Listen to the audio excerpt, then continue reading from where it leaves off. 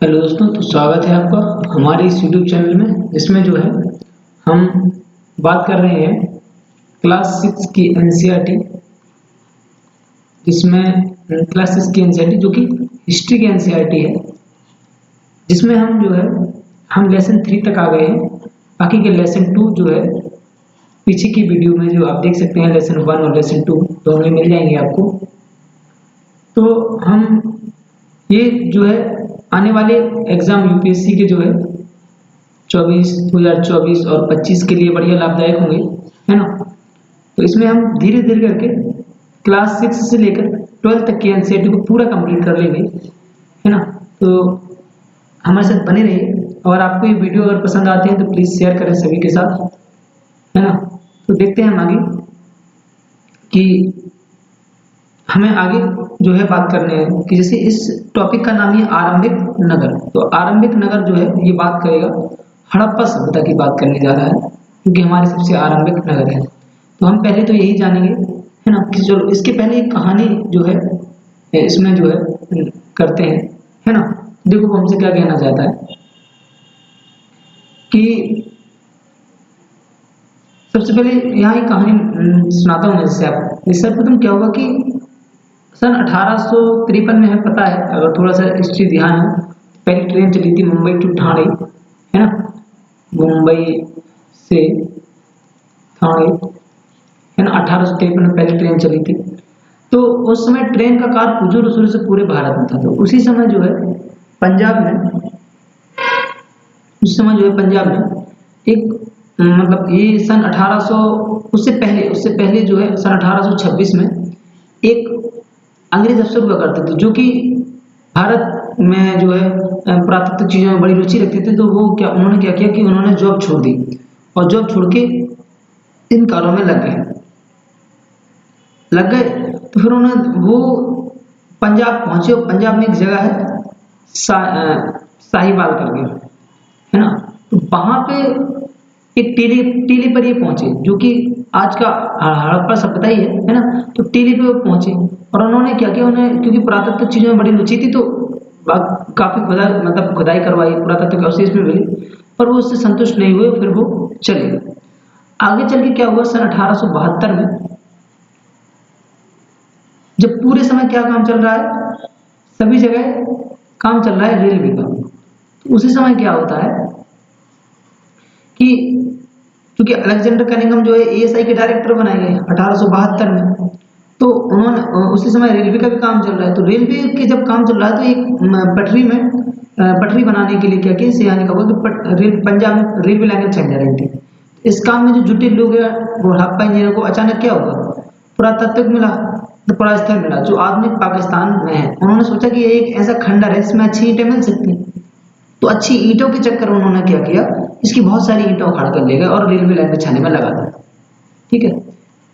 लेकिन फिर जो है आगे चल के लोग मतलब जो एएसआई के डायरेक्टर थे, उन्हें कुछ लगा कि यहाँ कुछ है, कुछ नई चीज जो उन्हें समझ में नहीं आ रही थी। क्योंकि क्या हुआ, जो अलेक्जेंडर कनिंघम थे सन 1872 में, तो जब वो अलेक्जेंडर कनिंघम जो है अलेक्जेंडर कनिंघम अलेक्जेंडर कनिंघम जो उस समय भारत में अध्ययन तो कर रहे थे, लेकिन वो भारत में 600 ईसा पूर्व तक के अध्ययन में लीन थे। तो उन्हें समझ में उनके मतलब उन्हें जो यहाँ से अवशेष मिल रहे थे, जैसे उन्हें हड़प्पन सील मिली खुदाई में, हड़प्पन सील मिली। तो हड़प्पन सील जो है वो इन्हें कहीं फिट नहीं हो रही थी, तो उन्होंने उसको फेंक दिया और आगे चले गए। फिर आगे चल के क्या होगा, सन 1800 सॉरी सन 1900 जो है 24 में, जब जॉन मार्शल एएसआई के डायरेक्टर बने, और उसी के 2 साल पहले सन 1920 में और सन 1921 में, सन 1920 में हड़प्पा और सन 1921 में मोहनजोदड़ो की खोज हुई, ठीक है। मोहनजोदड़ो की क्या हुई, खोज हुई। तो क्योंकि लेकिन क्योंकि भारत पूरा जो है अंग्रेज प्रशासन के हाथ में था, तो ये तो किसी चीज के लिए कर नहीं सकते थे कि हमने कोई नई सेब तक खोज निकाली। जब नए डायरेक्टर आए 1924 में जॉन मार्शल, तो उन्होंने फिर इसको पूरे को बताया कि जो है जॉन मार्शल ने पूरे में ऐलान किया कि भैया एक नई सभ्यता मिली है जो कि करीब 2500 ईसा पूर्व पुरानी है। तो जो भारत जो है उस समय काफी पीछे पहुंच गया है ना। एक अलेक्जेंडर कनिंघम एक सॉरी जॉन मार्शल का एक कथन भी था कि जब वह भारत में आए तो उसकी उम्र लगभग 400-500 मतलब 500 साल थी, लेकिन अब जब उसको जाएंगे तो लगभग 3000 साल पुराना छोड़ के जाएंगे, है ना। तो 1920 में जो है हड़प्पा की खोज हुई, है ना। और 1921 में जो है मोहनजोदड़ो की खोज हुई। जैसे हम आपको एक चीज बताते हैं, ये देखो ये जो है दयाराम साहनी द्वारा हड़प्पा सभ्यता की खोज की गई और राखालदास बनर्जी द्वारा मोहनजोदड़ो की खोज की गई। अलेक्जेंडर कनिंघम को क्या था, एक भ्रम था कि भैया ये क्या मिल रहा है, समझ में नहीं आ रहा है मतलब, है ना। तो वही चीज जो है जॉन मार्शल ने समझ ली थी। जॉन मार्शल जो है इसकी जो एग्जैक्ट जितनी ख्याति जॉन मार्शल को मिली ना, उससे ज्यादा ख्याति अलेक्जेंडर कनिंघम को मिल सकती थी, पर वो उससे रह गए क्योंकि उन्होंने इस चीज को क्या कर दिया, इग्नोर कर दिया था। ठीक है, तो देखते हैं आगे क्या लिखा हुआ है यहाँ पे। तो पुरानी इधर देखते हैं इन नगरों की विशेषता क्या थी, मतलब हड़प्पा जो मिलेंगे हमें, हड़प्पा मोहनजोदड़ो जो नगर मिले हैं उनकी विशेषताएं क्या थी। ठीक है, तो विशेषता जानने से पहले हमें आपसे बता देते हैं कि इनका विस्तार कहाँ कहाँ तक था, है ना। थोड़ी सी इनके बारे में जानकारी हम आपको दे देते हैं। जैसे ये आप देख रहे होंगे इस एरिया में, ये जो एरिया है ये पूरा हड़प्पा सभ्यता का एरिया है ना। तो यहाँ पे आपको लोथल दिख रहा होगा, है ना, धौलावीरा दिख रहा होगा, सुरकोतला दिख रहा होगा, चनहूदड़ो, है ना, ये मोहनजोदड़ो है, ये सुतकनगीर है, गनवेरी वाला है, कालीबंगा है, राखी गढ़ी है। अब आप मानिए कि राखी गढ़ी जो है सबसे बड़ा हड़प्पा स्थल है, सबसे बड़ा हड़प्पा स्थल है ये, है ना। तो ये जो है ये एरिया ये एनसीईआरटी का मैप भी है। ठीक है, ये एनसीईआरटी का ही मैप है। चलो आगे देखते हैं। ये देखिए एक और चित्र है, ये दिख रहा है आपको 2626 ईसा पूर्व से 1900 बीसी तक है ना।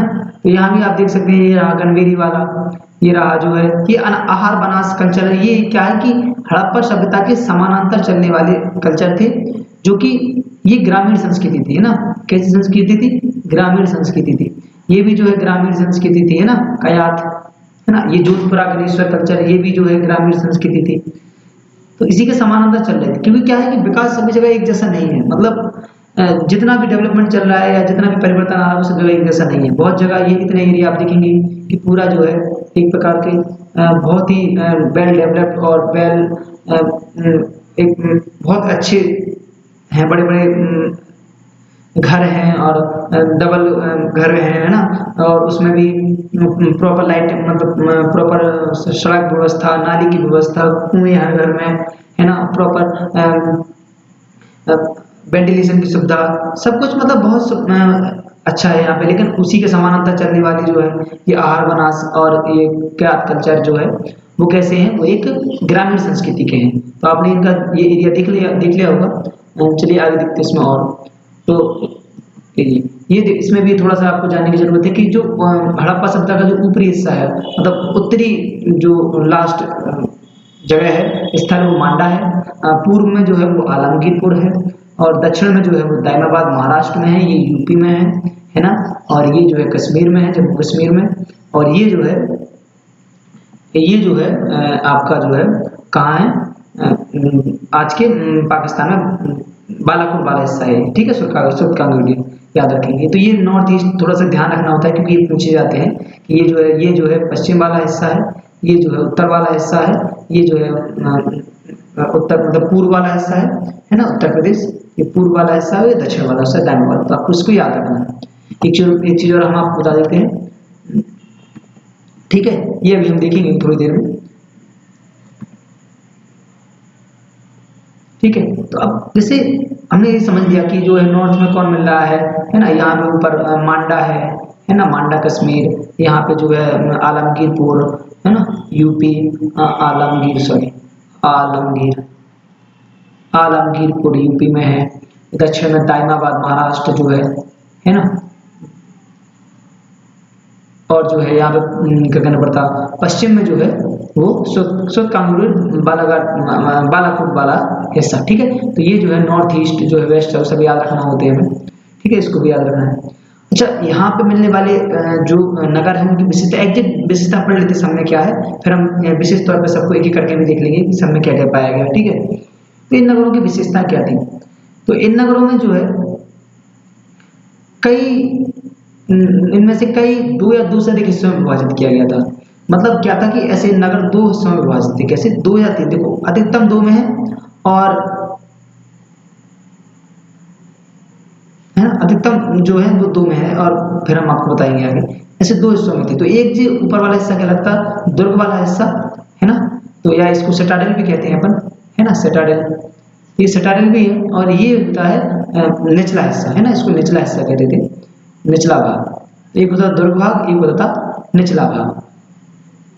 अच्छा, इन नगरों की विशेषताएं क्या हुआ करती थी?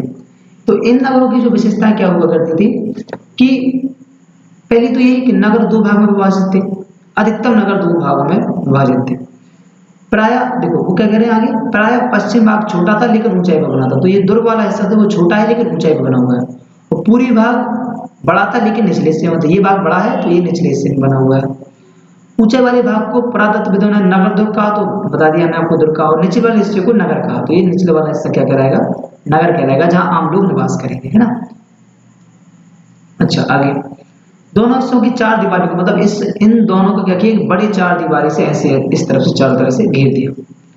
आगे दोनों ईंटें जो है इतनी अच्छी पकी थी कि हजारों साल में, तो आज भी हमें 2500 से 3 हजार साल बाद भी हमें क्या है कि हमें मिल रहे हैं, है ना। याद रखो 2500 साल पहले, 3000 साल पहले तक हमें आज भी वो ईंटें पकी हुई मिले। तो सोचो कितनी उत्तम व्यवस्था या कितनी उत्तम तकनीक थी उनके पास ईंटें पकाने की। दीवार बनाने के लिए ईंटों की चिनाई इस तरह करते थे कि दीवारें खूब मजबूत रहें। आगे कुछ नगर के दुर्ग जो है, नगर दुर्ग में कुछ खास इमारतें बनाई गई। मिसाल के तौर पर मोहनजोदड़ो में खास तालाब बनाया गया जिसे पुरातत्व में महान स्नानागार के, हम आपको भी सभी के चित्र दिखा देंगे। इस तालाब को बनाने में ईंट और प्लास्टर का इस्तेमाल किया गया। पानी का रिसाव रोकने के लिए प्लास्टर के ऊपर चारकोल की व्यवस्था पर चढ़ाई गई। इस सरोवर में दो तरफ से उतरने के लिए सीढ़ियां बनाई गई। चारों ओर कमरे बनाए गए। इसे भरने के लिए पानी कुएं से निकाला जाता था और उपयोग के बाद इसी में इसको खाली कर दिया जाता था। तो क्या हो सकता है, शायद यहाँ विशिष्ट अवसरों पर, जैसे कोई पूजा पाठ या कोई विशेष अनुष्ठान करने के लिए जो है, यहाँ विशिष्ट नागरिक विशेष अवसरों पर स्नान किया करते हैं, है ना। तो अभी हमने बात की यहाँ मोहनजोदड़ो की बात की, याद रखिए किसकी बात कर दी हमने, मोहनजोदड़ो की बात करी। तो हम आगे बात करते हैं कालीबंगा और लोथल, दो और भी हैं। देखो यहाँ हम देख लेते हैं, हम ये लोथल की ये बात कर रहे हैं, ये रहा, आप यहाँ देखेंगे ये रहा लोथल, है ना, और हमें कालीबंगा, तो ये रहा आपका कालीबंगा। और हम राखी गढ़ी की भी बात करेंगे तो ये रहा राखी गढ़ी, इसको भी याद रखना है अपन को, है ना। चनहुदड़ो भी ध्यान रखना है, हड़प्पा भी ध्यान रखना है, ये मोस्ट इंपॉर्टेंट है, रावी नदी के किनारे है, इसको अच्छे से याद रखना है। सुरकुत्ता भी, इसको भी याद रखना है बहुत ध्यान से। तो कालीबंगा और लोथल जैसे अन्य नगरों में अग्निकुंड मिले हैं। तो ये मतलब कालीबंगा में स्पेशल तौर पे जो है अग्निकुंड मिला हुआ है, जो कि इस जैसा पूरे कहीं भी इतने सारे करीब 96 जगहों पर, 95 जगहों पर उत्खनन हो चुका है ना, एक्सीबिशन का काम हो सका है, एक्सक्यूवेट किया गया है ना। ठीक है, इस जैसा जो है अग्निकुंड अभी नहीं मिले हैं। तो हो सकता है यहाँ संभवतः यज्ञ किए जाते हो। हड़प्पा, मोहनजोदड़ो, लोथल जैसे कुछ नगरों में बड़े बड़े भंडार गृह मिले, हम आपको ये सभी दिखाते हैं थोड़ी देर में, है ना। तो जैसे ये वो स्नानागार है, ये वो महान स्नानागार है जिसमें मोहनजोदड़ो में बात हो रही थी। तो देखो दोनों तरफ से सीढ़ियां हैं, आप देख सकते हैं, ये सीढ़ियां दिख रही है और एक इस तरफ सीढ़ी दिख रही है। ये देखो आयताकार भाग है ना। इसमें जो अंदर जो व्यवस्था की गई उसके ऊपर चारकोल चढ़ाया गया है, जिससे कि रिसाव ना हो, पानी का क्या ना हो, पानी का रिसाव ना हो। पानी का रिसाव रोकने के लिए इसके ऊपर प्लास्टर किया गया। आप देखेंगे कि इसके अगल बगल देखो, ये थोड़े से आपको दिख रहे होंगे, है ना। तो ये क्या हो सकता है, ये कुछ घर बनाए गए हों, है ना, उनमें रहने के लिए और यहाँ पे स्नान करने की व्यवस्था की गई हो। तो ये सब जो है हड़प्पा सभ्यता में विशिष्ट नगर प्रणाली हमें देखने को मिलती है, जो कि उस समय के आसपास कहीं भी ऐसी उत्तम नगरीय प्रणाली, नगरीय व्यवस्था जो कि मिलती है वो हमें कहीं देखने को नहीं मिलती। उत्तम ईंटों का उपयोग, ईंटों की भी एक निश्चित अनुपात में, मतलब उन्हें अंकों का भी, अंक प्रणाली का भी भरपूर ज्ञान हुआ करता था कि आप देखेंगे 1:4 के अनुपात में पूरी ईंटें, कहीं भी आप कहीं भी कोई भी ईंट रखेंगे उसको 1:4 के अनुपात में जो है मिलेंगी आपको पूरी ईंटें, है ना। विशिष्ट पकी हुई ईंटें मिलेंगी, है ना। और आगे बात करते हैं, देखो क्या क्या मिला हुआ है वहां पे। इन नगरों में आमतौर एक मंजिल या दो मंजिल होते थे। घर के आंगन के चारों ओर कमरे बनाए जाते थे, तो हम है ना, तो हम कैसे हम आपको बताते हैं, इसके में हमने शायद अगर डाला हुआ तो देखो कैसे बनाए जाते थे। तो कुछ ऐसे ये रहे आपका, जैसे ये आंगन हो गया आपकी, ये इस पे यहाँ पे आपके क्या हो गए, ये कमरे हो गए, ठीक है, ये कमरे बन गए, है ना, ये कमरे हो गए आपके। तो ये आंगन के चारों ओर कमरे हुआ करते थे ऐसे, ठीक है, समझिए आप। तो ये आंगन के चारों कमरे, तो यहाँ अंदर जाने के लिए जगह हो जाया करती थी, है ना। और इस तरीके से बनाया जाता है कि गर्मियों में भी क्या मतलब कोई भी मतलब गर्मी जैसी गर्मी इतनी ज्यादा नहीं लगती थी, मतलब इतना अच्छा वेंटिलेशन का यहाँ पे जो है व्यवस्था की जाती थी। यहाँ पे भी देखो घरों में भी प्राइवेसी का बड़ा ध्यान रखा जाता था कि जैसे यहाँ खिड़कियां जो है बाहर नहीं खुलती थी, किस तरह बाहर खुलती है, जैसे आजकल खिड़कियां बाहर खोल देते अपन, तो नहीं, वो खिड़कियां अंदर की ओर खुला करती थी, ठीक है। तो प्राइवेसी का बड़ा ध्यान है। यहाँ भी जैसे घर में जो मेन गेट हुआ करता था, मान लो चलो ये देखिए आप, यहाँ पे मेन गेट बनाना है, तो मेन गेट ऐसा बनाया जाता था कि केवल वो जगह भर दिखे, ऐसा ना हो कि पूरे घर पे नजर चली जाए, मतलब कहीं कोई घर नहीं दिख पाएगा, केवल आपको वो जगह दिखेगी जिस जगह से आपको जाना है। जैसे यहाँ से आपको जाना है तो केवल इसे यहाँ रुक जाएंगे आप, इसके आगे कहीं देख ही नहीं पाएंगे। इतनी प्राइवेसी की व्यवस्था इन घरों में की गई थी।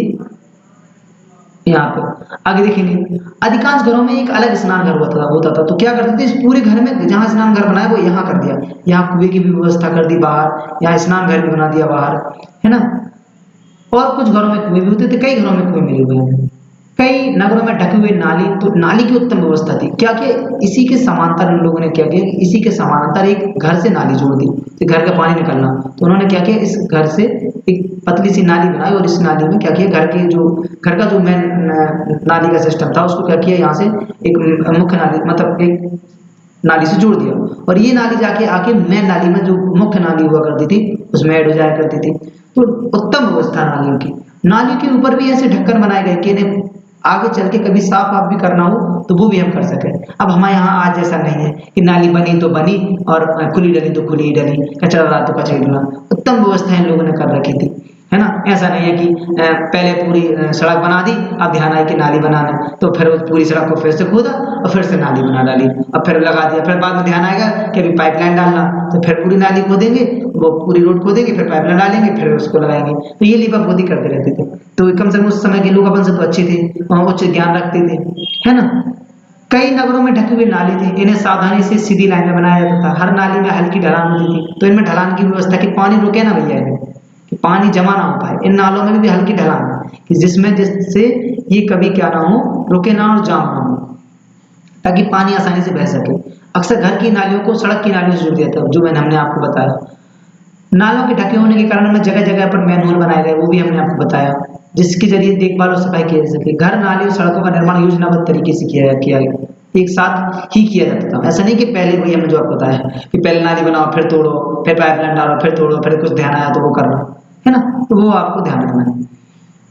अच्छा, आगे नगरीय जीवन कैसा था, क्या था नगरीय जीवन में, इन लोग जी क्या कर रहे थे उस समय, देखते हैं।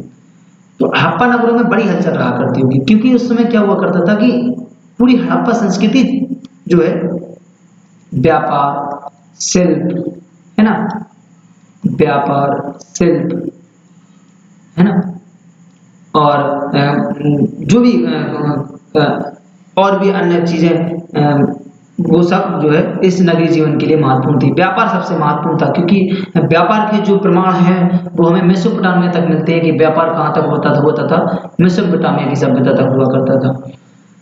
तो आगे देखते हैं, ये संभव मतलब यहाँ हलचल रहा करती होगी, यहाँ ऐसे लोग रहा करते होंगे जो नगर की खास इमारतें बनाने की योजना में जुटे रहते होंगे, क्योंकि इमारतें बहुत ज्यादा मिली हुई हैं, उत्तम व्यवस्था की, उत्तम क्वालिटी की इमारतें हमें मिली हुई, जिसके ईंटें हम आज भी पकी हुई ईंटें की यूज की उस समय अंग्रेजों ने, तो सोचो कितनी जो है अच्छी तकनीक से उनको बनाया गया होगा।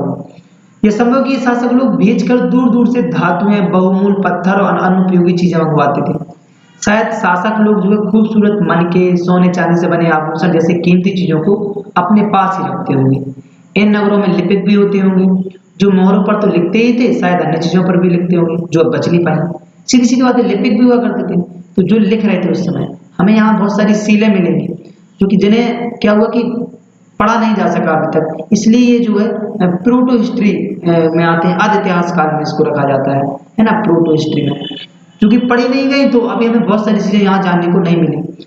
इसके अलावा नगरों में स्त्री पुरुष भी रहा करते होंगे जो अपने घरों या किसी उद्योग स्थल पर की चीजें बनाते होंगे, लंबी यात्राएं भी करते होंगे और वहां से उपयोगी वस्तुएं भी लाते होंगे। साथ ही साथ सुदूर देशों की किस्से कहानियां, मिट्टी से बने कई खिलौने भी मिले हैं जिनमें बच्चे खेलते होंगे। और भी हम आपको बताते हैं, देखो ये वो सीन है जिसकी हम बात कर रहे हैं। ये मिट्टी के जो खिलौने हैं जो है जो बच्चों को मिले हुए हैं, ठीक है। ये जो है वो सील है, ये बर्न हॉर्न जो है एक जानवर है ना, इसका एक सींग है। यूनिकॉर्न कहते हैं इसको, अपन क्या कहते हैं, यूनिकॉर्न, यूनिकॉर्न कहते हैं अपन इसको।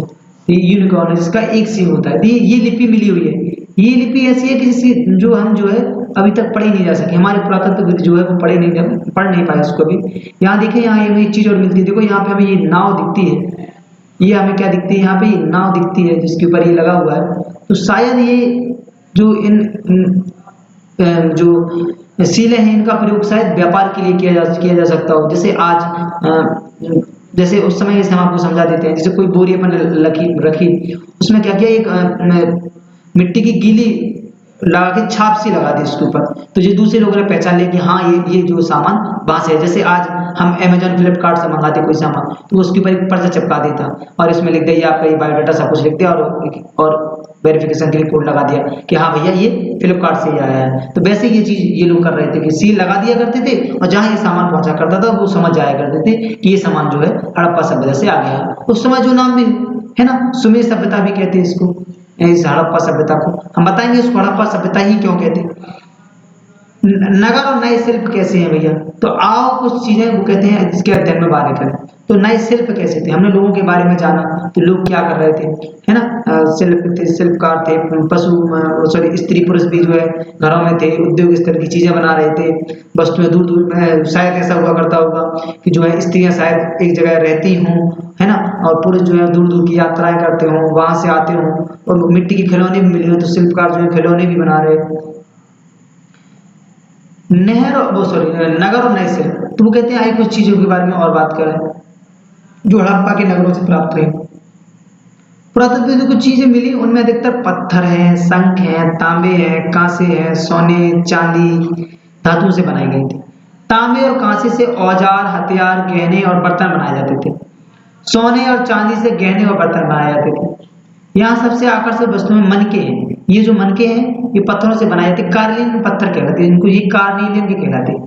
कार्निलियन, कार्निलियन पत्थर कहलाता है। ये भी जो है ये फलक है, ये पतली पतली ब्लेड के आकार की फलक बनाई गई है, ये है ना। और देखेंगे यहाँ पे ऊपर की ओर ये बांट है। हम पहले बताया हमने आपको, यहाँ इन अंकों का बड़ा ज्ञान था, है ना। अंकों की अंकमाला बड़ी जानकारी थी लोगों को।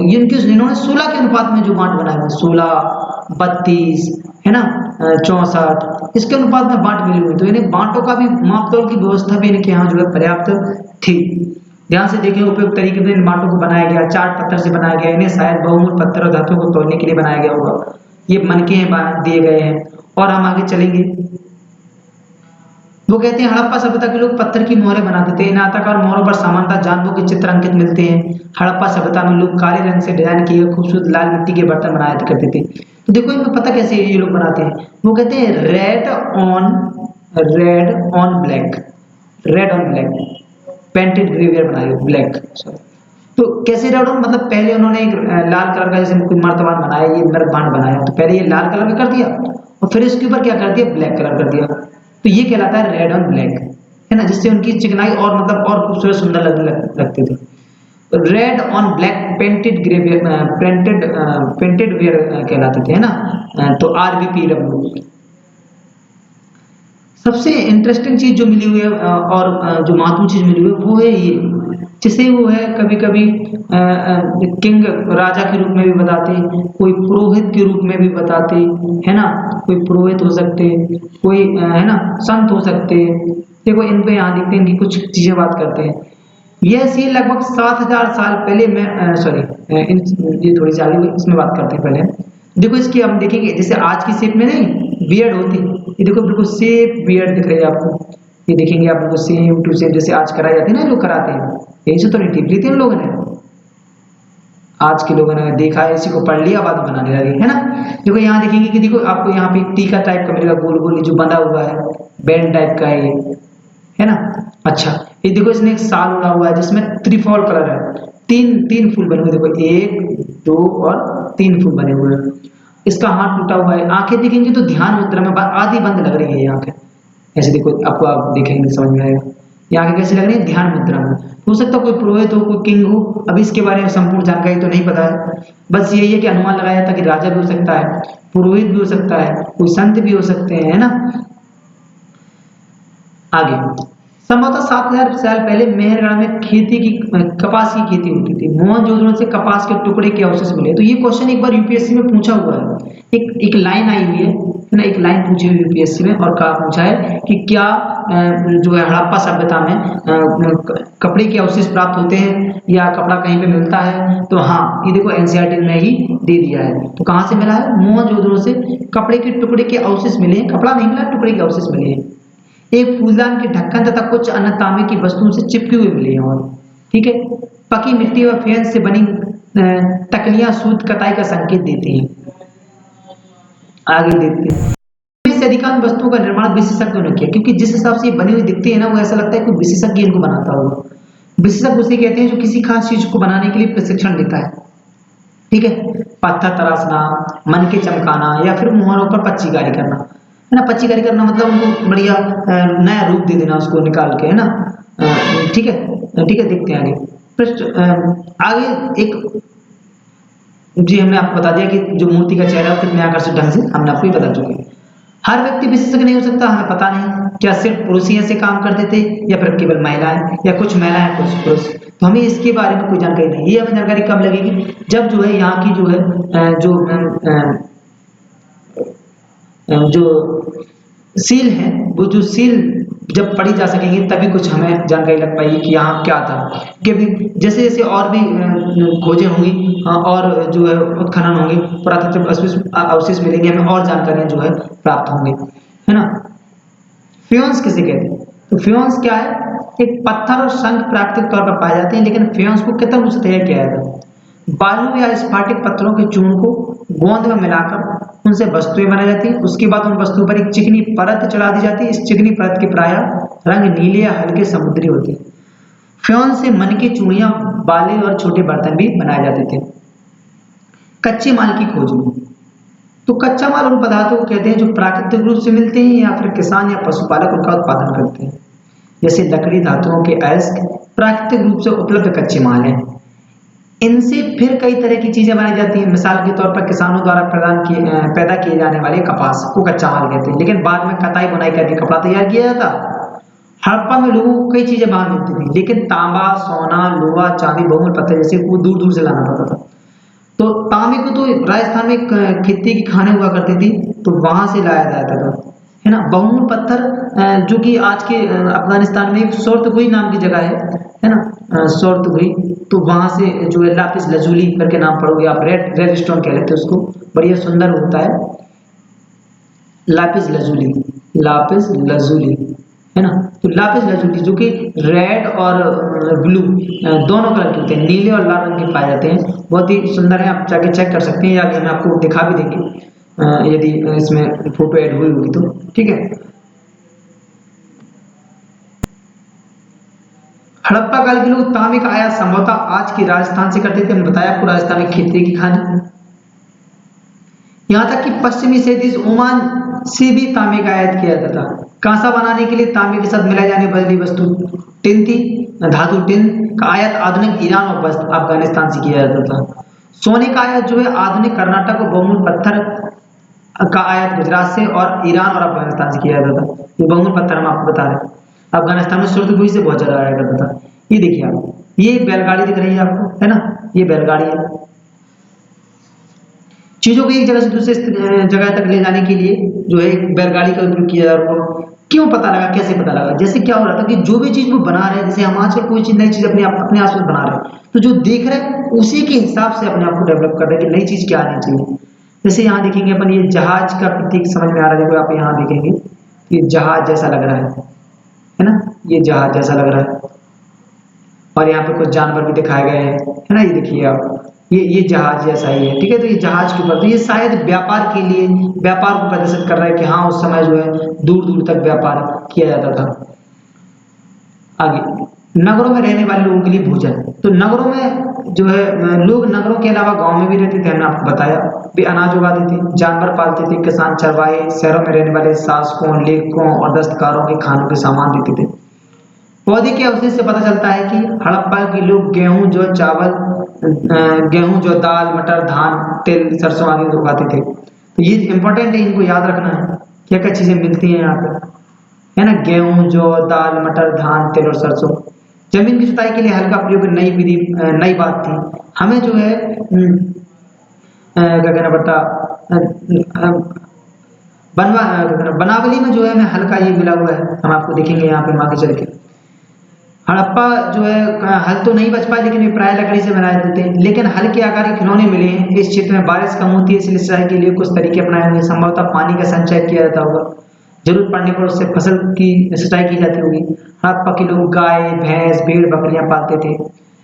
बस्तियों के आसपास तालाब और चारागाह होते थे, लेकिन सूखे महीनों में मवेशियों के झुंड को चारा, पानी की तलाश में दूर दूर तक ले जाया जाता हुआ। वे बेर जैसे फलों को इकट्ठा करते थे, मछलियां पकड़ते थे और हिरणों जैसे जानवरों का शिकार भी किया करते थे। आगे देखेंगे हम, है ना। गुजरात में जो है हड़प्पाकालीन नगर सूक्ष्म निरीक्षण, कच्छ के इलाकों में खादर बेत के किनारे धौलावीरा नगर बसा है। तो गुजरात में आप देखेंगे तो क्या है, ये अभी तो 2 मिनट का, 1 मिनट के लिए रुकते हैं ना, वो थोड़ा सा तो देखते हैं 1 मिनट। तो वहां जो है साफ पानी मिलता था, जमीन उपजाऊ थी। जहां हड़प्पा सभ्यता के कई नगर 2 भागों में विभक्त थे, वहीं धौलावीरा नगर को 3 भागों में बांटा गया था। तो धौलावीरा देखो, हमने बताया था ना वहां पे कि कई नगर जो है 2 भागों में बटे थे, लेकिन धौलावीरा जो है अकेला धौलावीरा ऐसा है जो 3 भागों में बटा हुआ था। और याद रखेंगे भारत में भी जो धौलावीरा है वो, मतलब आज अब जो धौलावीरा वो हड़प्पा और मोहनजोदड़ो से भी बड़ा स्थान है। तो धौलावीरा कितने स्थानों में बटा हुआ था? 3 स्थानों में बटा हुआ था, 3 भागों में बटा हुआ था। इसके हर हिस्से के चारों पत्थर की ऊंची ऊंची दीवार बनाई गई। मतलब अगर 3 भाग ऐसे बनाए बनने, एक दुर्ग बन गया, एक मध्य शहर हो गया, एक निचला शहर हो गया, तो इसके चारों ओर क्या बनाई गई, बड़ी बड़ी दीवारें बना दी गई, जिससे कि सुरक्षा की दृष्टि से इसको महत्वपूर्ण माना गया। बड़े बड़े प्रवेश द्वार थे। इस नगर में खुला मैदान भी था जहाँ सार्वजनिक कार्यक्रम आयोजित किए जाते थे। यहाँ मिले कुछ अवशेषों में हड़प्पा लिपि के बड़े बड़े अक्षरों को पत्थरों में खुदा पाया गया। इन अभिलेखों को संभवतः लकड़ी में जड़ा गया था। एक अनोखा विशेष है, क्योंकि आमतौर पर हड़प्पा हड़प्पा के जो लेख है मुआ जैसी छोटी वस्तु को पाए जाते हैं, ठीक है। ये जो है लूथल का जो है हिस्सा है। देखते हैं गुजरात में खंबाती खाड़ी में मिलने वाली साबरमती की एक उपनदी थी, किनारे एक लूथल नगर बसा, जहाँ कीमती पत्थर जैसा कच्चा माल आसानी से मिल जाया करता था। यह पत्थरों, शंखों और धातुओं से बनाई गई चीजों का एक महत्वपूर्ण केंद्र था। इस नगर में क्या हुआ कि भंडारगृह भी था। भंडारगृह से कई मोहरें, मुद्रांकन व मोहरबंदी मिली हुई है। तो यहाँ पर एक इमारत मिली हुई है जहाँ संभवतः मनके बनाने का काम होता था। पत्थर के टुकड़े, अध बने मनके बनाने वाले उपकरण, तैयार मनके भी यहाँ मिले हुए हैं। मुद्रा मोहर क्या है, मुद्रांकन क्या है, देखते हैं। मोहरों का प्रयोग सामान से भरे उन डिब्बों या थैलों को चिन्हित करने के लिए किया जाता होगा, जिसे एक जगह से दूसरी जगह पर भेजा जाता था। हम आपको पहले बता चुके। थैले को बंद करने के बाद उन मोहरों पर गीली मिट्टी पोत कर उन पर मोहर लगाई जाती थी। मोहर की छाप को मोहरबंदी कहते हैं। अगर ये छाप टूटी हुई नहीं होती थी तो यह साबित हो जाता था कि सामान के साथ कोई छेड़छाड़ नहीं हुई, जैसे आज के समय में। चलिए हम आपको और बताते हैं अभी ना। तो ये देखिए आप, ये मोहनजोदड़ो है। हम आपको स्पेशल तौर पे मोहनजोदड़ो, हड़प्पा, कालीबंगा, इन सभी जो मोस्ट इंपॉर्टेंट स्थल हैं, पुरातात्विक स्थल हैं, उनको हम कवर कर लेते हैं। तो मोहनजोदड़ो में क्या क्या मिला हुआ है? महान स्नागार मिला हुआ है, ईंट और प्लास्टर जो है यहाँ पे उपयोग किया गया। देखो महान स्नागार में क्या क्या प्रयोग किया गया? ईंट है, तो ईंट से चारों इसको बनाया गया। हमने आपको बताया कि प्लास्टर का उपयोग किया गया है, जिससे कि रिसाव पानी को रोकने के लिए 4 पुल की परत चलाई गई है। दोनों तक उतरने के लिए सीढ़ियां हैं। इसमें भरने के लिए पानी कहाँ से? यहाँ आसपास, यहाँ दिखेंगे ना इस तरफ, यहाँ देखेंगे तो आसपास यहाँ क्या बनाए हुए हैं, यहाँ पे कुएं हैं, तो वहां से कुएं से पानी इसमें भरा और बाद में काम होने के बाद इसको निकाल दिया जाता था। तो ये हम आपको बता चुके। आगे देखते हैं। मोहनजोदड़ो से एक चीज और मिली हुई इंपॉर्टेंट, डांसिंग गर्ल, ये बड़ा इंपॉर्टेंट है। ये जाने किस हिसाब से उन्होंने इसको डांसिंग गर्ल नाम दिया, है ना। ये डांसिंग गर्ल तो हमें भी समझ नहीं आया किस हिसाब से दिया, बट हाँ ये देखो ये बढ़िया सा पोज जरूर दे रही है, कि पोज कैसा दे रही है, पोज बढ़िया सा दे रही है कि देखो बढ़िया खड़ी हुई है, इससे आदमी सेल्फी भी खिंचाने पड़ती है उसी तरीके से। इसके आंख में देखो बैंगल है, करीब 24 बैंगल है ये, मतलब चूड़ियां पहनी हुई है 24, ठीक है। ये देखो ये माला पहनी हुई है, पीछे से जूड़ा बना हुआ है, आंखें जो है आधी बंद है, और ये देखो ये हाथ मड़ा हुआ है, इसका कमर पे हाथ रखा हुआ है, तो ये जो है एक प्रकार का पोज लग रहा है, बट हाँ ये बहुत छोटी है, इतनी बड़ी दिख रही है हमको, ये बहुत छोटी है ना। तो ये डांसिंग गर्ल भी हमें कहाँ से मिली हुई है, मोहनजोदड़ो से मिली हुई है। हमें ये इसके बारे में भी हमने बात कर ली कि या तो ये राजा है, प्रीस्ट किंग है, या है ना, देखो दाढ़ी बियर्ड दिख रही है हमें, ये हमने सब इस पे बात कर ली है। आगे ये वो स्थान है, हम जो अन्नागार की बात कर रहे थे, जहाँ जो है गेहूं जो है इकट्ठा करके रखा जाता था, कि जिससे यहाँ पे इकट्ठा जो जितना अधिशेष में उन्होंने बचाया, जो गांव वालों ने जो खेती करते थे, उत्पादन करते थे, तो जो अधिशेष बेचने के लिए, बचाने के लिए, लोगों को रखने के लिए कि भैया बाद में काम आएगा, कोई आपदा आ गई तो उसके बाद काम आएगा, तो इकट्ठा करने के लिए सोचने लगे लोग, और वो सोचने सोचते जो है एक विशाल अन्नागार का रूप लेने लगा, और वहां पे जो है सबको इकट्ठा किया जाने लगा। महत्व से और चीज मिली, जैसे माता देवी की मूर्ति, आगे हम दिखाएंगे आपको चित्र, हिलते हुए शेर वाला खिलौना भी दिखा हुआ है, अन्नागार हम आपको बताई दे ये रहा, और शहर दो भागों में विभाजित था, मोहनजोदड़ो की बात हो रही है, धौलावीरा 3 में था, ये वो है बिरसा, बिरसा है ना, सांड बोलते हैं इसको अपन। और ये जो है माता देवी की मूर्तियां हैं, तो आप देख सकते हैं कितनी, ये देखो इतना समझ में आया हमें कि ये जो है ये किसी लोकल द्वारा बनाया गया हो, क्यों, तो ये इतना जो है इतना रिफाइन नहीं दिख रहा, देखो यहाँ पे पिंच कर दिया है हाथ से, है ना, पिंच सा किया गया है दोनों तरफ, और ऐसे पिच कर करके बनाया गया है, देखो यहाँ पे बढ़िया से वस्त्र आभूषण जो है वो पहनाए गए हैं, ये देखो बंद लगा हुआ है, तो ये सारी चीजें जो है हमें ये उस समय से की वेशभूषा को भी दिखाता है। ये देखिए ये छोटे छोटे खिलौने मिले हुए हैं, रथ मिले हुए हैं, ये है ना, ये रथ है, खिलौने हैं, ये सीन बड़ी इंपॉर्टेंट है। यहाँ देखेंगे, देखो यहाँ पे हमें कुछ ये सील भी मिली हुई है, ये भी मोहनजोदड़ो से मिले हुए हैं हमें, देखो ये यहाँ पे कुछ लिपि लिखी हुई है, ये लिपि को अभी पढ़ा नहीं जा सका। यहाँ देखेंगे तो यहाँ पे भी ये देखो हाथी टाइप, शायद हाथी टाइप का दिख रहा है, ये जो है वो शेर दिख रहा है ना, ये गेंडा दिख रहा है ना, और ये बड़ा सा वुल्फ दिख रहा है। ये देखो इनकी तरफ ध्यान से देखेंगे तो ये देखो मुकुट है ना, और यहाँ भी और गौर से देखा जाएगा ना, तो देखो यहाँ पे ये देखना, इसको 3 तरीके से बनाएगा, बड़ी इंपॉर्टेंट है, पता नहीं, देखो एक यहाँ पे सिर है, एक ये तो बीच का मैन दिख ही रहा है, एक ये भी सिर है, तो ये 3 सिर है, इसको पशुपतिनाथ की सील कहा गया है। क्या कहा गया है, पशुपतिनाथ, क्यों कहा गया, क्योंकि पशुओं के चारों ओर घिरे हुए हैं, इसलिए इन्हें पशुपतिनाथ कहा गया है। पशुपतिनाथ की सील है। नीचे भी आप देखेंगे, देखो 2 ठो हिरण हुए हैं, हिरण है यहाँ पे, तो 2 ठो हिरण भी बने हुए हैं, और भी दिखते हैं आगे। नगर योजना हमने आपको बता दी, आमतौर पर 1 या 2 मंजिल, घर के आंगन, चारों ओर कमरे, अधिक घरों में स्नानागार, अधिक घरों में कुएं भी, अधिकांश घरों में, प्रत्येक घर में कुआं बीचों बीच, ये भी हो गया। नालियां भी हमने बता दिया, ढके हुए नालों सीधी लाइन में, हर लाइन में हल्की जो है बह सके, है ना, तो ये चीजें हम कवर कर चुके हैं। एक चीज और हम आपसे बताना चाहते थे कि सड़कों का निर्माण भी बड़ा इंपॉर्टेंट है। सड़कें जो है एक दूसरे से 90 डिग्री पर काट रही है, मतलब चौराहे टाइप के बन रहे हैं, तो ये भी बहुत इंपॉर्टेंट है। सुरक्षा का विशेष ध्यान, हमने आपको बताया कि मुख्य द्वार इस प्रकार बनाया जा रहा है कि मुख्य द्वार इस प्रकार बनाया कि कोई भी अंदर की चीजें नहीं देख पाए, घर के जैसे कोई झांक भी जाए तो वो झांक भी नहीं पा रहा, कि हम नगरीय जीवन की बात कर चुके हैं। कृषि कृषि की हम बात कर लेते हैं, जैसे हमें बुल का मतलब एक मिला हुआ है, सील मिली हुई है टेराकोटा के खिलौनों में होना, जो हमें कृषि की ओर दिखाता है कि शायद इनका उपयोग जो है हमें कालीबंगा में जो है जुते हुए खेत के प्रमाण भी मिले हुए हैं, हम बात करेंगे, तो जुते हुए खेत के प्रमाण है, तो शायद ये जो खेत जोतने के लिए जो बैलों का प्रयोग किया जाता रहा होगा।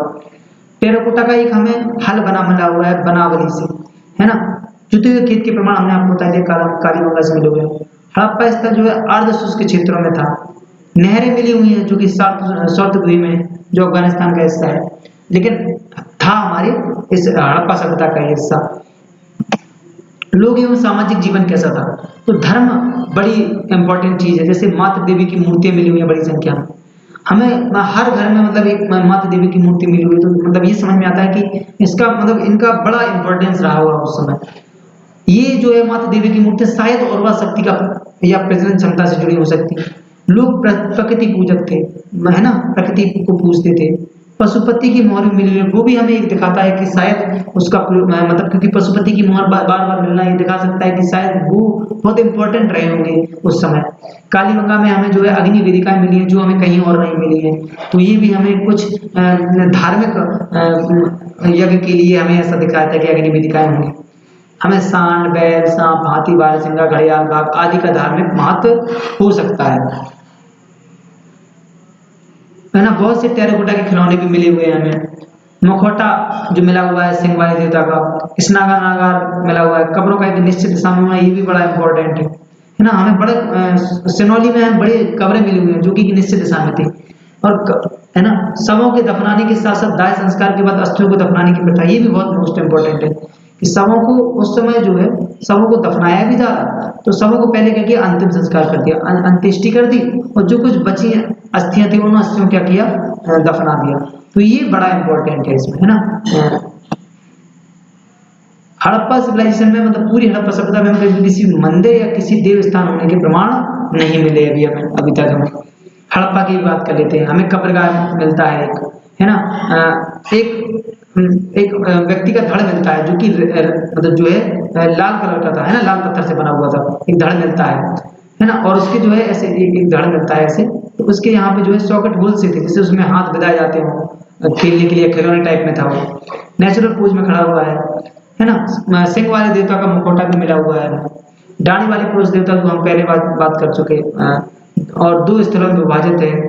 दीवारों के चारों ओर मजबूत किलेबंदी की गई है। हड़प्पा मोहर की बात कर चुके हैं अपन, ये वो हड़प्पा मोहर की बात कर चुके। हड़प्पा में नगरों की चुनाई भी की जा रही थी, तो ये भी बात कर चुके अपन। अब धौलावीरा की बात आती है। धौलावीरा जो है 3 स्थानों में विभाजित है, हमने आपको पहले देखो यहाँ बना इस चित्र दे दिया है, तो आप देख सकते हैं। ये हो गया वो ध्रुव वाला हिस्सा, ठीक है, ये हो गया वो मध्य वाला हिस्सा, और ये हो गया वो बड़ा मैदान, मतलब निचला वाला हिस्सा। स्टेडियम विशेष समारोह के लिए भी बने हैं। साइन बोर्ड मिला हुआ है धौलावीरा में, हम आपको दिखाते हैं यहाँ पे। जल निकासी की भी उत्तम व्यवस्था थी, जल निकासी की भी उत्तम व्यवस्था थी।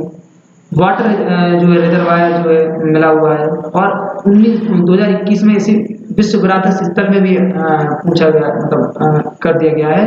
और यूपीएससी 2022 में भी इसको पूछा गया है कि ये हड़प्पा सभ्यता के बारे में पूछ लिया उन्होंने, तो ये आ चुका है, ठीक है। ये जो है इसको और आगे चलते हैं। ये देखो वाटर रिजर्वायर, आप देखेंगे ये रहा वाटर रिजर्वायर, मतलब जलाशय जहाँ पानी इकट्ठा किया जाता होगा, और इकट्ठा करके बाद में सिंचाई के लिए उपयोग किया जाता होगा। ये जो है धौलावीरा का हिस्सा है, ठीक है। ये वो साइन बोर्ड है जिसकी बात कर रहे हैं, इसमें 10 साइन है, 1 2 3 4 5 6 7, है ना, 7। और हम पीछे चलते हैं, ये रहा, जैसे 10 साइन है इसमें।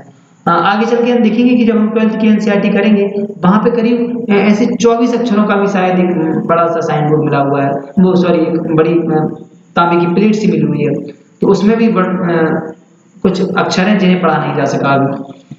ये वो साइन बोर्ड है, 10-10 अक्षर हैं जो अलग अलग दिखाए गए हैं, तो आप इन्हें ध्यान से देख सकते हैं। ये रहे, ये नॉर्थ गेट है। ये जो साइन बोर्ड मिला है ना, वो यहाँ पे लगा हुआ करता था, यहीं पे नीचे दफना हुआ मिला है, तो हो सकता है ये बड़ा ऊंचा रहा होगा बोर्ड, और करीब यहाँ ऐसे लगा हुआ करता होगा। तो या ये कुछ किसी नगर के नाम भी हो सकता है, कुछ भी हो सकता है, तो यहाँ वो बोर्ड ऐसे लगाया गया होगा। आगे चलते हैं। ये वो नगर व्यवस्था है धौलावीरा कि ये एक आर्टिफिशियल बनाया हुआ, एक आर्टिस्ट बना हुआ है, तो मुझे मिला तो मैंने यहाँ उठा के लगा दिया। कालीबंगा के बारे में भी मैंने बातें की हुई है ना। कुछ जैसे जोते हुए खेत के प्रमाण हमने आपको बता दिया, एक चक्की भी मिली हुई है कालीबंगा में। ईंटों का अनुपात हमने आपको बता चुके 1:4 के अनुपात में है। अग्निकुंड के प्रमाण जो कि मोस्ट इंपोर्टेंट है, इसको याद रखना। हाँ, इसको कालीबंगा क्यों कहते हैं, तो कालीबंगा कहने का मतलब यहाँ काली चूड़ियां मिली बहुत सारी मात्रा में, तो इसके कारण इसका नाम पड़ेगा काली, मतलब ब्लैक, बंगा मतलब बैंगल, मतलब चूड़ियां, तो कालीबंगा इसके कारण पड़ गया। हाथियों के दांत की कंघी भी मिली हुई है यहाँ पे। सिंह वाले देवता की प्रतिमा भी मिली हुई है, हम आपको बता देते हैं। मापतौल के लिए बांट हम आपको पहले बता चुके हैं, एक निश्चित मापतौल प्रणाली है जो कि 16 के अनुपात में दी गई है।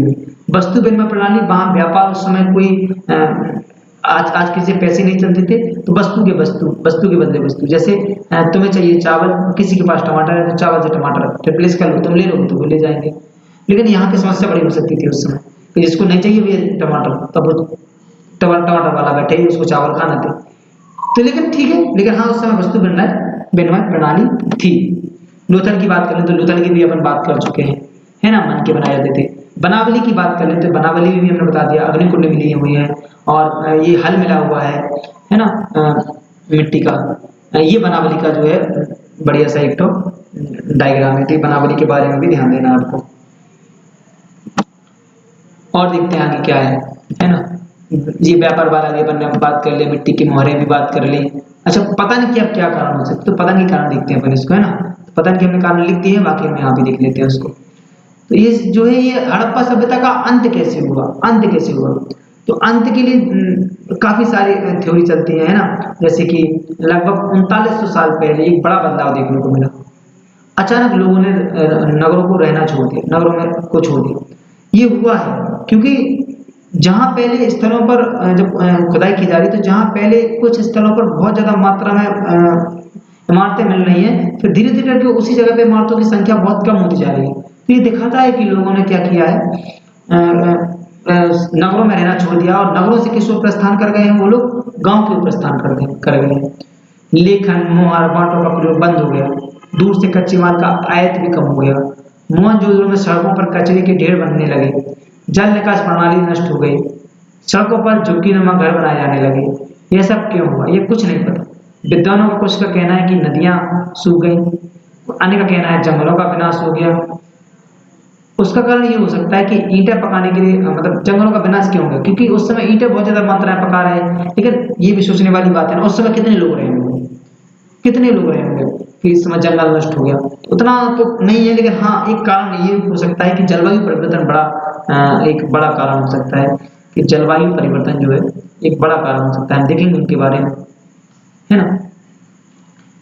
इसके अलावा मवेशियों के बड़े बड़े झुंडों से चारागाह और घास वाले मैदान समाप्त हो गए। कुछ इलाकों में बाढ़ आ गई। हाँ, बाढ़ के तो कई सारे प्रमाण हैं कि हड़प्पा में भी बाढ़ आई हुई है, मोहनजोदड़ो में भी बाढ़ आई हुई है, और भी जो बड़े बड़े नगर हैं उनमें भी बाढ़ आई हुई है। तो बाढ़ के तो काफी प्रमाण हैं, लेकिन इन कारणों से यह स्पष्ट नहीं हो पाता कि सभी नगरों का अंत कैसे हो गया, एक साथ ही पूरी सभ्यता समाप्त हो गई। क्योंकि बाढ़ उनकी सूखने का असर कुछ इलाकों पर हुआ कि इकट्ठा इतना सारा जो करीबन 6,80,000 मिलियन हेक्टेयर से, है ना, 8 लाख मिलियन हेक्टेयर तक का जो क्षेत्र था, इस पूरे क्षेत्र में एक साथ समाप्त हो जाना, ये बड़ी बात है ना। तो कोई स्पष्ट कारण अभी पता नहीं लग पाया। ऐसा लगता है कि शासकों का नियंत्रण समाप्त हो गया। जो भी हुआ परिवर्तन असर बिल्कुल साफ दिखाई देता है।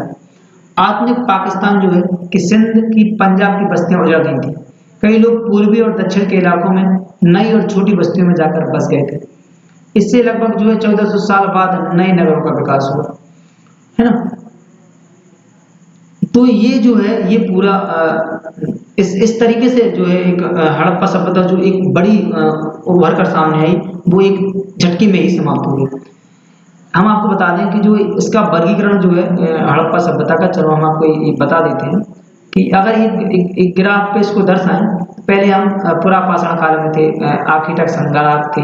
धीरे धीरे करके, मतलब पहले आखिटक थे, फिर संग्राहक बने, और धीरे धीरे करके हम क्या इतने एकदम से इतने वो हो गए कि हम यहाँ सीधे इंडस वैली सिविलाइजेशन, इसके पहले में काफी कम प्रमाण है, हम इंडस वैली सिविलाइजेशन पे आ गए। तो हम एक नगरीकरण के एरिया में चले गए, और फिर हम वापस लौटे, है ना।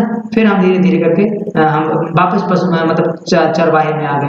वैदिक काल देखेंगे, उत्तर वैदिक काल देखेंगे, उसके बाद फिर जो है जाके पुनः नगरीकरण होगा। पुनः नगरीकरण होगा कब होगा, जब हम महाजनपद काल पढ़ेंगे, महाजनपद काल, तो वहां पुनः नगरीकरण होगा। तो हम ये जो वर्गीकरण है, ये मैक्स मुलर का वर्गीकरण है। मैक्स मुलर का वर्गीकरण किसका है, मैक्स मुलर का वर्गीकरण, उन्होंने इस वर्गीकरण को दिया हुआ। हम और आगे चल के पढ़ेंगे।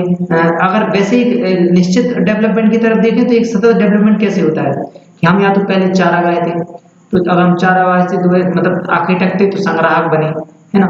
संग्राहक से पशुपालक बने, पशुपालक से जब हम आए तो गाँव में आ गए, और फिर गाँव में आने के बाद हम शहर में बने, है ना। तो बहुत सारे जो लोग हैं, इतिहासकार हैं, वो इतिहासकार जो है, तो वो जो अर्ली वैदिक पीरियड होता और लेटर वैदिक पीरियड होता, है ना, तो उसको वो कहाँ रखते हैं, यहाँ पे रखते हैं। और बाद में फिर हड़प्पा सभ्यता को, इंडस वैली सिविलाइजेशन को रखते हैं, है ना, आईवीसी को रखते हैं। तो ये जो है भारतीय इतिहासकार या कुछ इतिहासकार ऐसे हैं जो इसको इस प्रोसेस को, इस सतत विकास को मानते हैं। बाकी मैक्स मुलर द्वारा जो है इस तरीके का जो डेवलपमेंट दिया गया ग्रेजुअली, ये पहले बढ़ता है, फिर धीरे से फिर पतन होता है, फिर नीचे आते हैं, है ना, फिर चरवाहे बनते हैं और फिर दोबारा महाजनपद काल तक हम एक उच्च स्तर पर पहुंच जाते हैं। तो ये जो डेवलपमेंट का स्तर है ये जो है मैक्स मुलर का है और ये जो है वो भारतीय इतिहासकार है ना उनका है। तो फिर ये जो है हड़प्पा सभ्यता जो है ये जो है पूरा यहाँ से समाप्त होता है। देखते हैं कुछ और भी होगा तो इसमें हम और ऐड कर देंगे, नया वीडियो अगला वीडियो आएगा तो उसमें भी ऐड कर देंगे, इसी यहीं से चालू कर लेंगे। बाकी ये हमारे यहाँ से पूरे तरीके से कवर हो गया है, मेन हमने इसके जो है स्थल कवर कर दिए है ना, वो आपको ध्यान से देख लेना है। और ये तो आज की वीडियो को यही रोकते हैं, है ना, मिलते हैं अगली वीडियो में और इस सीरीज को आगे बढ़ाते हैं, है ना। तो वीडियो कैसी लगी आप जरूर कमेंट में बताएं, है ना। Good bye, bye bye.